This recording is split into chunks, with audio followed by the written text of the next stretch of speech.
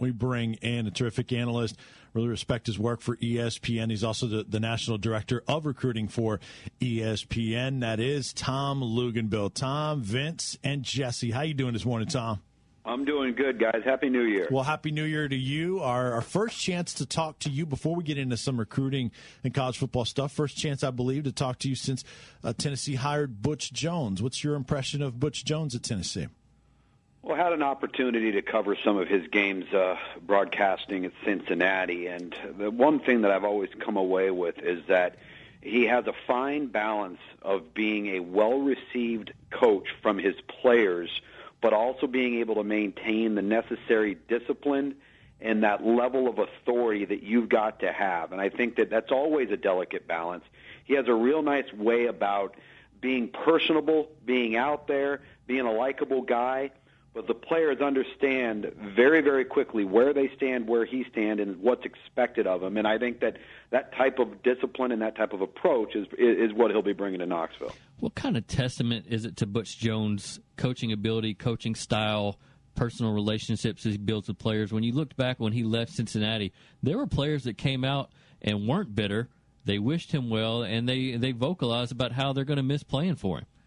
Well, I think what happens is when kids make the jump from high school to college and they become entrenched in college athletics and going to school and being a part of a football team, they understand the nature of the profession, the nature of the business. Obviously, you become involved and you generate relationships with your coach and coaches that recruited you, but you also realize at the end of the day that there are going to be opportunities for those coaches who have proved that they can succeed, whether it be at Central Michigan, whether it be at Cincinnati, and then hopefully for Vols fans at Tennessee. They understand that opportunities come as a result of having success. So I think players take pride in having been a part of building that success at Cincinnati. They want the right things for themselves, but they also can understand that a coach has got to take advantage of opportunities in front of him, and this was a tremendous opportunity for Butch Jones. Visiting with ESPN college football analyst and national director of recruiting Tom Luginbill here on the new Sentinel Sports page, brought to you by Image Matters, Vince Ferrara and Jesse Smithey.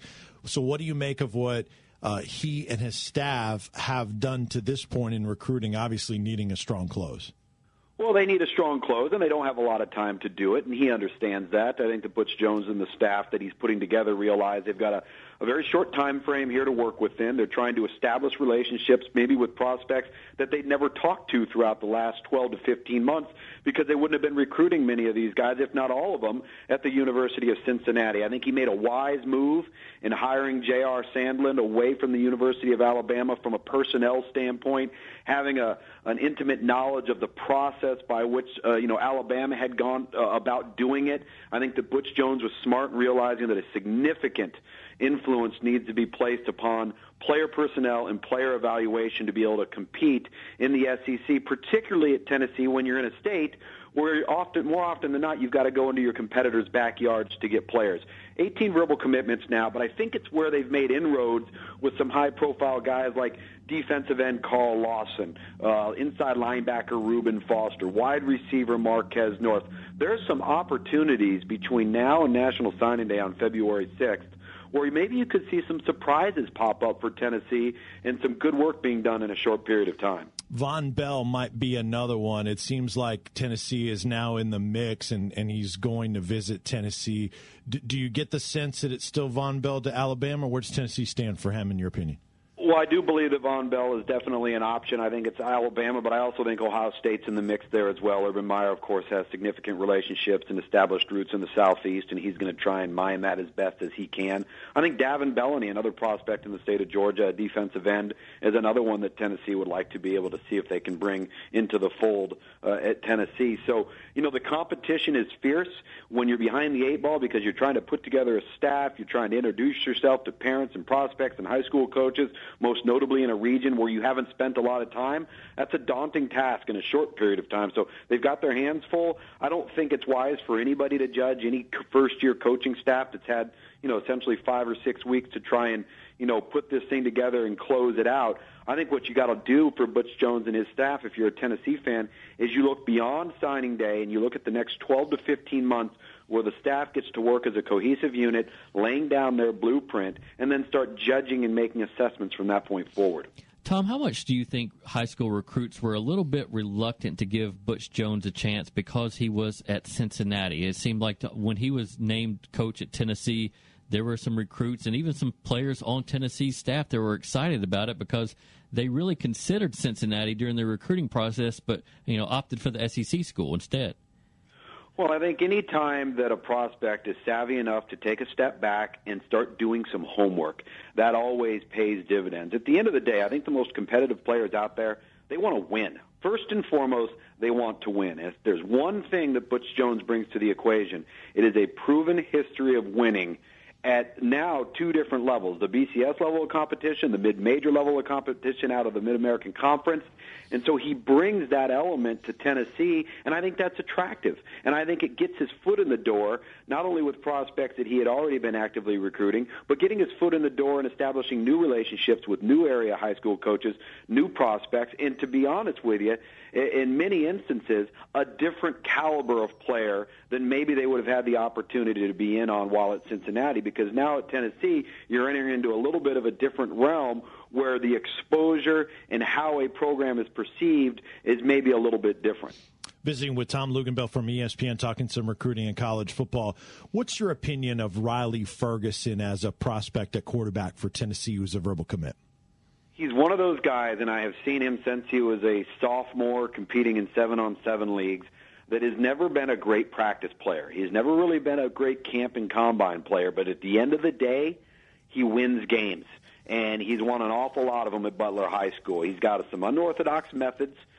He does have physical tools that I still think are being honed and polished. He can be very erratic at times, but there are tools there to mold. And I go back to the winning. I go back to the fact that on 3 different teams now, with different supporting casts around him, he has sustained winning at a high level. And in the state of North Carolina, Butler, probably one of the premier programs across the state, has established a reputation for performing and for producing. And at the end of the day, I think that's what ultimately counts. So I think there's some refinement that needs to take place as far as his overall technical and mechanical side of the position, but he certainly has some physical tools. According to ESPN's team rankings, you have 4 4-stars among Tennessee's verbals right now, 13 3-stars, and 1 other. The other 4 stars are Ryan Jenkins, Corey Vereen, and Austin Sanders. Give me a quick thought on those 3 guys, if you could.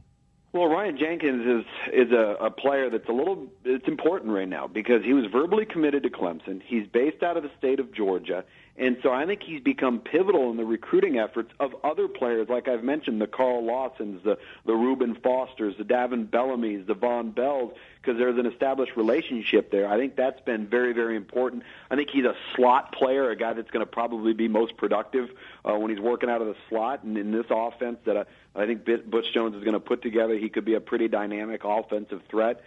Corey Vereen is one of those players that's on the bigger side of what we've seen the college linebacker evolve into, because so often or not, you don't want to be able to have to substitute the linebacker position because of the spread offenses that you are facing. He brings a little more bulk to the position at 6'2", 230 pounds already. I think that's very, very important, especially from a run-stopping capacity, which we all know in the SEC is going to become paramount. And then an in-state kid. I mentioned, with Tennessee often having to go out of state to supplement the roster, this is an important one for Austin Sanders as an offensive tackle.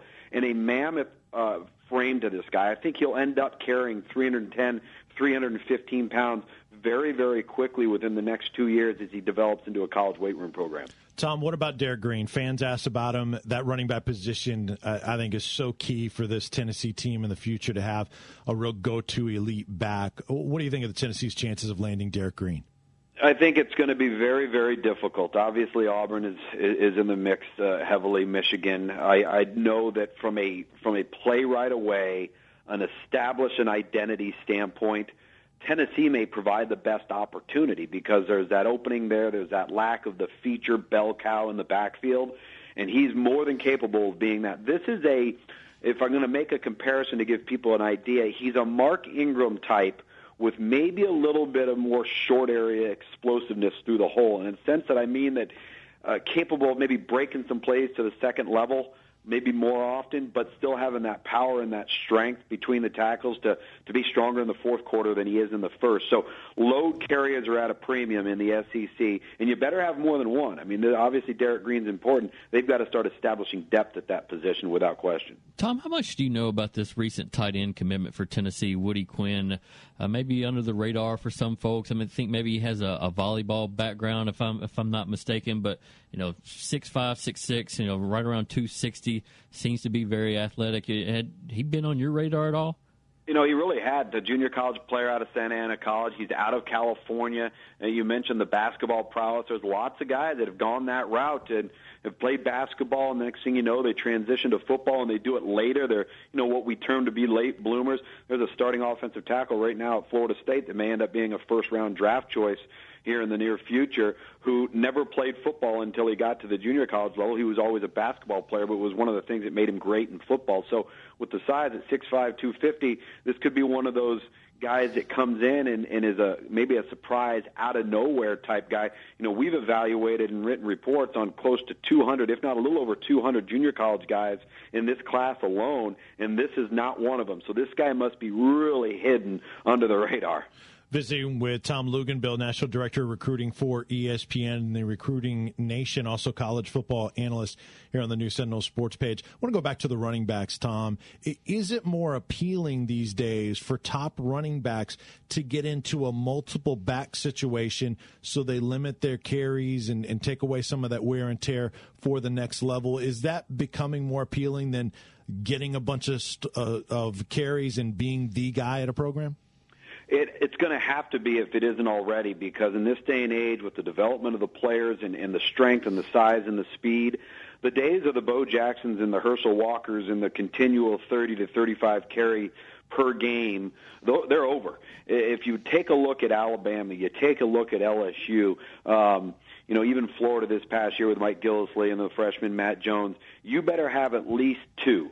The goal is to have at least two and not have there be a drop-off in talent from one guy to the next. And I think that the players have realized, if I'm going to preserve my durability and I want to have fresh legs and I want to last, particularly in this conference, I'm going to have to share carries. And I think what's been proven with an Alabama, with an LSU, with a Georgia this past year with, Keith Marshall and Todd Gurley, that there's enough carries to go around, still be considered a feature guy, yet preserve your worth so that you can make it through the course of a 12, 13, 14-week season.